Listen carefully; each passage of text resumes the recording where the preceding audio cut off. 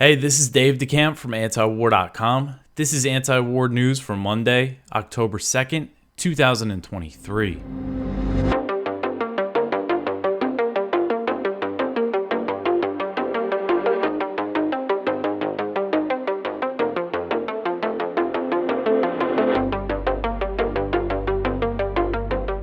All right, the first story at the top of antiwar.com today. Biden tells Congress to pass new Ukraine aid. So what happened over the weekend? On Sunday night, Congress passed a stopgap funding bill. That's a short-term funding bill to avert a partial government shutdown that would have happened if they didn't do it by midnight on Saturday. They passed it. President Biden signed it into law, so no shutdown. But that bill did not include the $24 billion in Ukraine aid that President Biden wanted in there, or the Senate's version included $6 billion, but the House version did not include it. And what President Biden ultimately signed did not include the additional spending on the war in Ukraine. So on Sunday, President Biden told Congress to stop playing games and authorize the additional $24 billion in Ukraine aid that he's requested, and that would bring total U.S. spending on the proxy war to about $137 billion. So the White House and a lot of Democrats in Congress really wanted this money to be included in this funding bill, but it wasn't. So Biden said, quote, "We cannot under any circumstances allow American aid for Ukraine to be interrupted. We have time, not much time, and there's an overwhelming sense of urgency. The vast majority of both parties, Democrats and Republicans, Senate and House, support helping Ukraine in the brutal aggression that is being thrust upon them by Russia. Stop playing games, get this done," end quote. So House Speaker Kevin McCarthy stripped Ukraine spending from the stopgap bill due to opposition from a small but loud minority of House Republicans who are against the proxy war. House Democrat leadership said that they expect McCarthy to hold a separate vote on Ukraine aid. That might happen this week. According to Matt Gaetz, a House Republican from Florida, he said on Saturday night that McCarthy made a side Ukraine deal with Democrats and did not tell House Republicans until after the stopgap bill was passed. President Biden also said on Sunday that he expects McCarthy to keep his word and secure the passage of support for Ukraine at this critical moment. So the Democrats are expecting that McCarthy will let a vote on a separate bill for the Ukraine funding to happen. What's interesting is that Gaetz is really going after McCarthy. They've been publicly feuding, and he said on Sunday that he plans to move forward with an effort to unseat McCarthy from his speakership. Gaetz said, quote, "I do intend to file a motion to vacate against Speaker McCarthy this week. I think we need to rip off the Band-Aid. I think we need to move on with leadership that's trustworthy," end quote. So Gaetz was also saying that the only way he thinks McCarthy would be able to survive a vote to oust him is if he gets support from the Democrats. So while Gaetz and other Republicans have made it difficult for Biden to get more money to spend on Ukraine, the majority of Congress still supports the proxy war, and the $24 billion is expected to easily pass once it's brought to a vote. But I think this shows, opposition is growing, and it will become harder and harder, hopefully, for the U.S. to keep fueling this war as the conflict drags on. I just feel like this opposition is going to continue to grow, especially as it becomes a big election issue. More Republicans are going to oppose it, and as, it's a clear stalemate at this point, the counteroffensive was a failure. I think that's going to make the opposition to this policy continue to grow. All right, so speaking of which, the next story here, party that opposes Ukraine aid wins Slovakia election. So this is interesting. Slovakia's elections were on Sunday, and a populist party that opposes providing military assistance to Ukraine has won the election, and this vote could significantly change the NATO members' foreign policy and support for the proxy war. So former Prime Minister Robert Fico, who leads the Slovak Social Democracy Party known as SMER SD, he campaigned on ending military aid to Ukraine, and he doubled down on his position after winning the vote, saying that people in Slovakia have bigger problems than Ukraine. So his party, SMER, won 29.9% of the vote and 42 seats out of the nation's 150-seat parliament. Since the party did not win a majority of seats in parliament, it needs to form a coalition government. Fico said that he's ready to form a government once given the mandate by the president. And he's expected to partner with the leftist Halas party, which is a spinoff of the SMER SD party.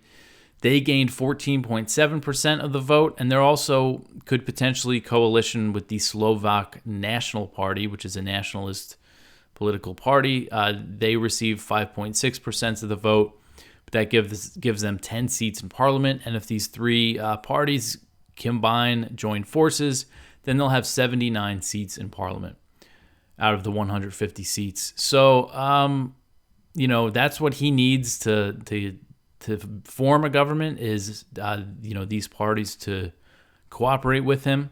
And EU officials are not happy about this because they fear that if he successfully forms a government, Slovakia will be another country similar to Hungary that opposes. He's also against sanctions, EU sanctions on Russia and military support for Ukraine. So it could kind of just make things harder for the EU to pass the sanctions packages. And, they're trying to give them all this military aid as the EU, something that, some people believe the EU was never meant to be any kind of military bloc, and now they're supporting this proxy war against Russia. So, again, another example of growing opposition to this, keeping this war going.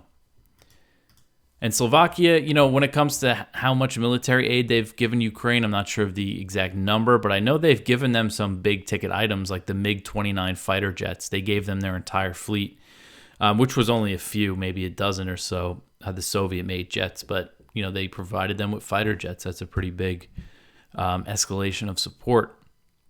All right, so the next one here, the UK clarifies comments on troops to Ukraine.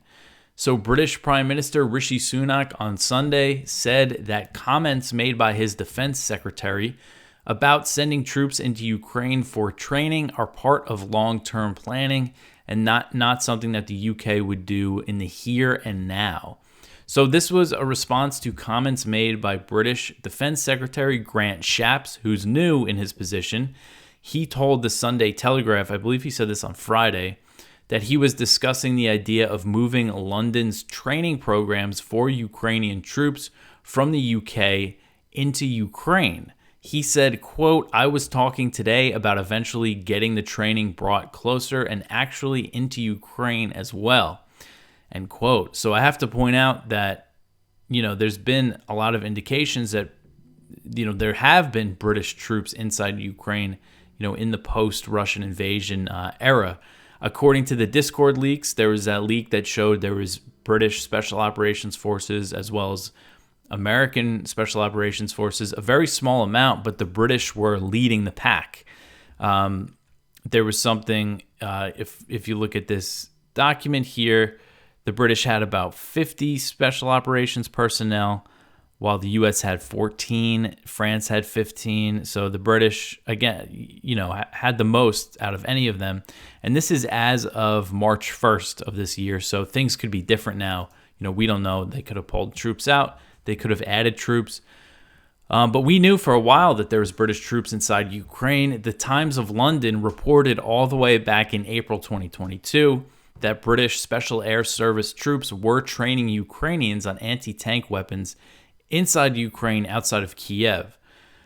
So it wouldn't be a surprise if the British begin sending troops, because they could still already be there. But, doing it openly, making it an official, military trainer presence in Ukraine would be a huge escalation of NATO involvement in the war. And in response to those comments, former Russian President Dmitry Medvedev said that the potential British deployment would turn these British military instructors into legal targets of the Russian armed forces. But Sunak, the British Prime Minister, insisted that Scholz was not talking about deploying troops to Ukraine anytime soon. Sunak said that Britain had been training Ukrainians for a long time inside the UK, and he said, quote, "And what the defense secretary was saying was that it might well be possible one day in the future for us to do some of that training in Ukraine. But that's something for the long term, not the here and now. There are no British soldiers that will be sent to fight in the current conflict. That's not what's happening. What we are doing is training Ukrainians, and we're doing that here in the UK," end quote. So I saw that headline on Saturday, and that I was pretty concerned because, again, the British have been, it was very believable that they're talking about doing something like that. But it's good that they're not doing it openly, at least. Again, we don't really know what's going on inside Ukraine at this point. But I'm sure Russia does. I'm sure Russia is very aware of the NATO presence inside Ukraine. All right, so the next one here, Zelensky pitches arms makers on producing weapons inside Ukraine. So Ukrainian President Volodymyr Zelensky on Friday urged arms makers to produce weapons inside Ukraine in a speech opening Ukraine's first International Defense Industries Forum. Zelensky said at this event, quote, "Right now, for the next decades, the most powerful defense industrial complexes are being determined, what their priorities will be and what the standard of defense in the world will be. It is being determined precisely in Ukraine," end quote. So the way he worded that here, we've seen a lot of stories. There was one from the Wall Street Journal the other day calling the war in Ukraine an arms fair. And we've seen even Ukrainian officials say that their country is a testing ground for new weapons. So I think that's kind of what he's talking about, saying that it's going to be determined in Ukraine, what weapons they're going to build and all that. So according to Zelensky, this event was attended by representatives from 252 weapons firms from 30 countries. So a pretty significant show of these defense executives that went there to Ukraine. So helping build up Ukraine's military industry is part of NATO's plans to provide long-term support for Kiev. After Zelensky recently visited Washington, he said that he reached a deal on joint weapons production with the U.S. Zelensky said on Friday, quote, "We have reached agreements on joint production, essentially the establishment of a new industrial ecosystem that will strengthen both Ukraine and the United States and all of our partners. This was one of the key outcomes of my negotiations with President Biden in Washington," end quote. So we don't know the details really on what that means, what kind of deal the U.S. has Ukraine with making joint weapons. So Zelensky said that his country would establish a special economic regime for the defense industrial complex. He said the purpose is to, quote, "give all the opportunities to realize their potential on every company that works for the sake of defense in Ukraine and with Ukraine or that wants to come to Ukraine," end quote. So he's trying to get these companies to start making weapons inside Ukraine, even though it risks the factories becoming a target of Russian missiles. A few days before Zelensky gave this speech, a Ukrainian official told the Spanish news outlet ABC that an unspecified missile production facility was moved outside of Ukraine to keep it from being targeted by Russia. So on one hand, they're moving stuff out, and on the other hand, you have Zelensky trying to get more industries set up inside the country. All right, the next one here, Security Council votes to vote on Haiti troop deployment. So this article is from Kyle Anzalone at the Libertarian Institute. The United Nations' most powerful body is set to vote on a U.S.-backed resolution that will authorize a Kenyan-led military force to be sent to Haiti. The White House hopes the deployment will restore order in Haiti, where gangs are estimated to control 80% of the capital. However, the UN legacy in Haiti is causing more harm than providing aid. So the U.S. drafted UNSC resolution to authorize sending a Kenyan-led multinational force into Ukraine for 1 year will be voted on Monday. According to the legislation, the troops will work with local police to plan and conduct joint security support operations as it works to counter gangs and improve security conditions in Haiti. The force will help secure critical infrastructure sites and transit locations such as the airport, ports, and key intersections. So we'll see. I'm not sure where Russia and China stand on this issue because they're on the UN Security Council and they all the permanent members have veto power. So I'm really not sure how this vote's going to go. But we'll see if the U.S. gets its intervention. I want to take this moment to mention our sponsor for today's show, and that is the Expat Money Summit. And it's starting today, October 2nd, Monday. Go to expatmoneysummit.com to get your free ticket.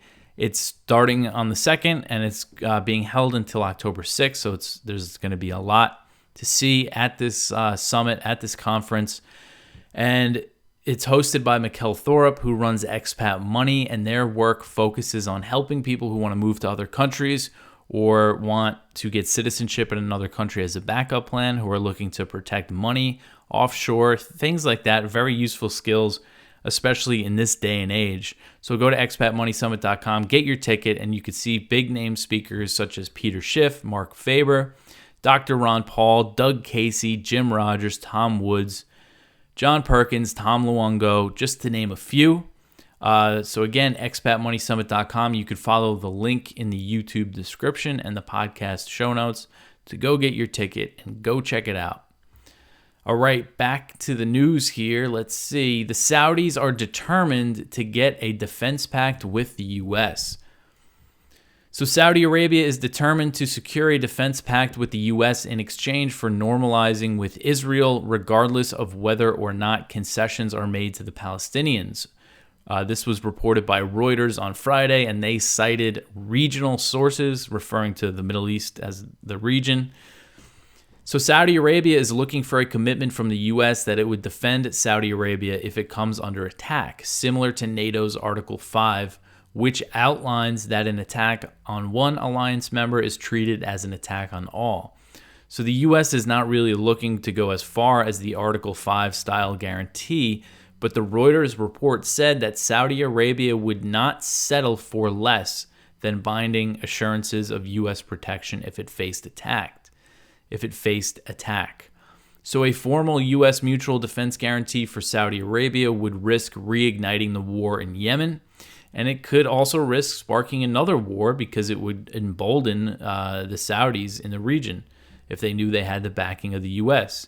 It's the problem with handing out these war guarantees. You make countries more belligerent. So Saudi officials previously said that normalizing with Israel hinges on Palestinians being granted statehood, but they have backed down on that demand. And the Saudis are still paying lip service to the Palestinian concerns, but according to this report, it's not a priority for Riyadh. They're not really concerned about what the Palestinians are going to get out of this. One of Reuters' sources said, quote, "The normalization will be between Israel and Saudi Arabia. If the Palestinians oppose it, the kingdom will continue in its path. Saudi Arabia supports a peace plan for the Palestinians, but this time it wanted something for Saudi Arabia, not just for the Palestinians," end quote.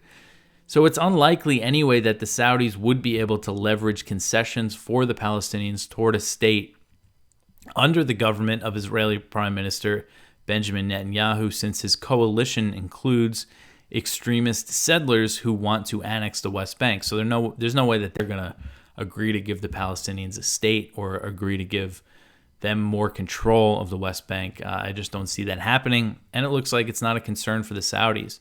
So this is another sign, I think, that this normalization deal might actually happen. I was very doubtful of this earlier in the year, especially after the Saudis normalized with Iran.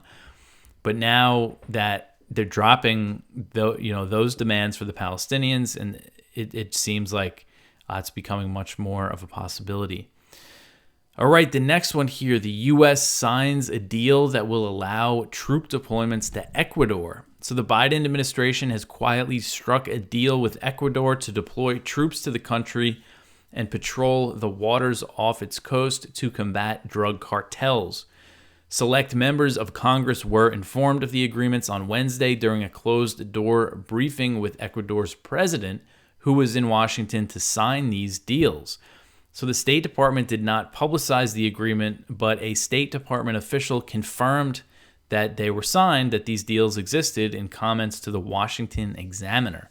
So the maritime deal will allow the U.S. Coast Guard to patrol waters off Ecuador's coast. So that's off the west coast of South America.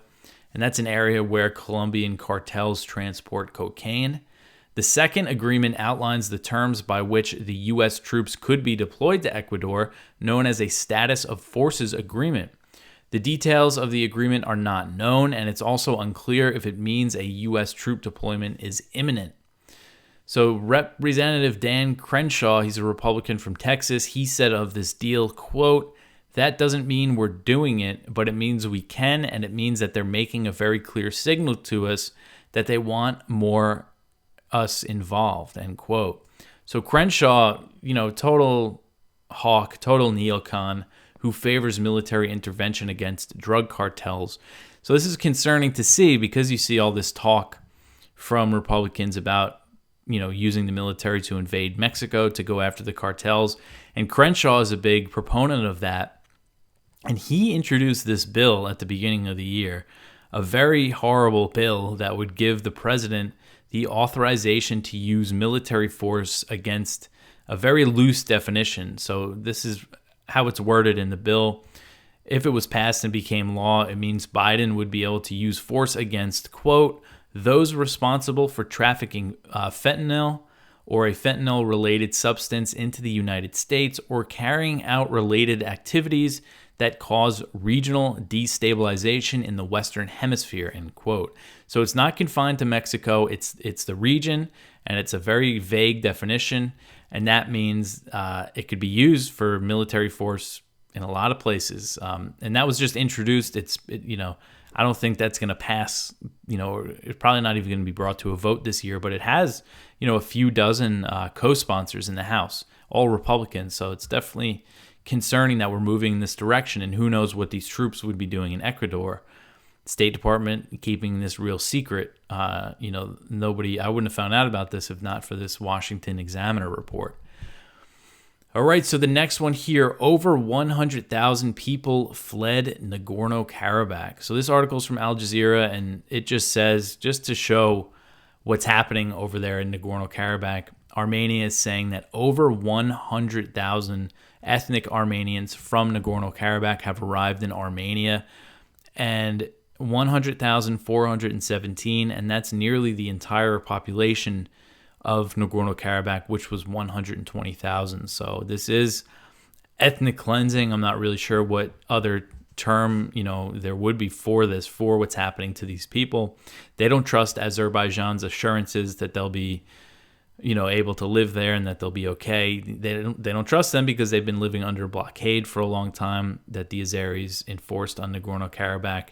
And so they're out of there, and it's just completely gone. And this Republic of Artsakh, which was the government there, is dissolving, and it's over. The Azeris won this.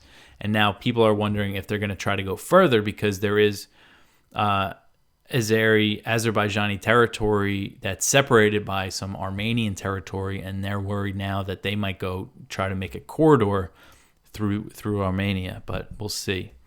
But that's it for the news for today. Go check out our Viewpoints. We have one from Alex Lowe, How Washington Fought Off the Great Chinese Balloon Invasion. We have one from Ted Snyder, The Key to Peace in Ukraine, The Other Broken NATO Promise. One from Ramsey Baroud, Ghosts of the Past, For Israel, War on UNESCO is an Existential Battle. One from Andrew Basevich, Waist Deep in the Big Muddy. And our spotlight is from Caitlin Johnstone, Mad Propaganda Push to Normalize War Profiteering in Ukraine. That is everything. You could always help us out by sharing the show, following us on social media. We're most active on Twitter. You could follow me there at DeCampDave. Follow the antiwar.com account. Comment and like and subscribe on the videos. If you listen to the audio version, you could usually leave a review on whatever podcast platform you listen to it on. But that's it for me for today. I hope everyone had a good weekend. I'll be back with some more news tomorrow. Thanks for listening.